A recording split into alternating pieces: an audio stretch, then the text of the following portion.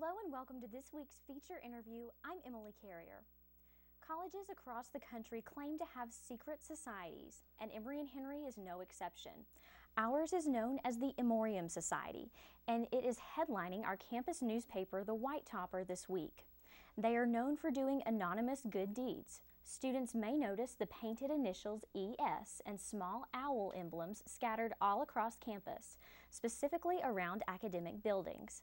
However, this semester those symbols have shown up in more prominent places, like on academic buildings and on the John Emory and Patrick Henry statues in front of the library. Many called it vandalism, and the words hazing and unchartered organization were also used in a letter to the editor regarding the society. Here to break it down is the woman who talked to sources on all sides of the story, Editor-in-Chief of the White Topper, Kaylin Brickey. Kaylin, thank you for being here today. Thank you so much, Emily, for having me. Well, I want to start out, what is your understanding of the Emorium Society?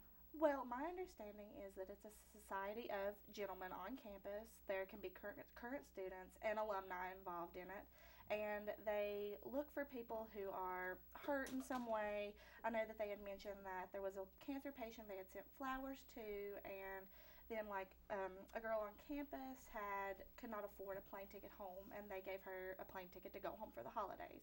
So they do good deeds on campus, and they just want to remain anonymous for that so that they don't have to receive thank yous for it, and that's just their thing. So really kind of a positive influence on campus, Right. doing nice things. I know you cited an Emorium Society member in your article. How did you find him? I've actually been in contact with people from the Memoriam Society. They've been sending me emails all semester long, like just letters to the editor that they've wanted put in the paper. And I know that the first one was our first edition back, and they just wanted to welcome students, wish them good luck. And then I received another one when the Dr. Jack Roper painting went up, and they wanted to talk about that. So I'd kind of been in contact with them, and then once I received this letter to the editor, I reached out to them for comment. So you personally are aware of a few current members on campus? They've wished to remain anonymous. They've never told me names, so it's just kind of been anonymous phone conversations. Gotcha. Okay. Well, Kaylin, how long have you had this information before you decided to run the article in this latest edition of the White Topper? I received the letter to the editor 2 weeks ago, and I typically do not run anonymous letters to the editor just because, if I don't know who it is, I don't want there to be an issue. So I pursued it and investigated it more and found out some more information, and then once I got all of my information together is when I ran the story. Talk about this letter for me. It was anonymous, and talk about some of the content in there. Some of the content talked about that vandalism on campus, obviously, that there's spray paintings other places, and that other organizations do not do this spray painting, so why should this organization get away with this spray painting? That it's an underground society, and then so that led me to look into the student handbook and organizations and what it takes to be an organization on campus. And it also talked about how members of the Emorium Society are initiated. I saw some words like hazing. Talk about that a little bit. In this letter, it talked about a process called the Confederation process, which I'm still kind of unsure about myself.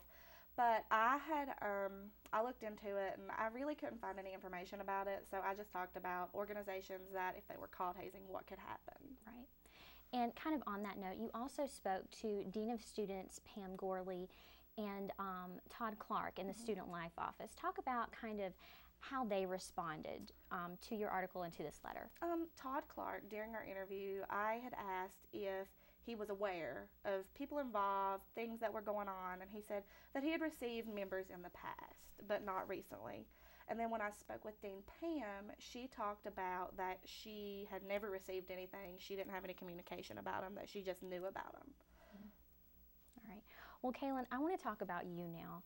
You're a senior. You're the editor-in-chief of the White Topper. You also have this amazing accomplishment with USA Today. Talk about that. I'm actually a contributing writer for USA Today right now in the collegiate section. I've submitted several of my articles, and actually recently one of my articles got published, and it's about Emory and the activities fee. So if anybody wants to look at it, it's on their website. But that was just one of my big highlighting achievements of working with them. So you have the white topper, you have all these things. You're also on our TV crew. I forgot to mention that. One of the most important things. But above all that, you're also a mom of twins. I am. Kenna and Kinsley. How old are they now? And talk about being a mom and a student at the same time. They'll be 3 in January, actually, and it's typically a juggling act. I have a very supportive family who supports me in everything that I want to do, and they support me in my dreams, and they push me to do the things that I need to do, and without them, I wouldn't be here. So they help a lot with Ken and Kinsley, and Ken and Kinsley are growing up, so it's getting a lot easier, actually.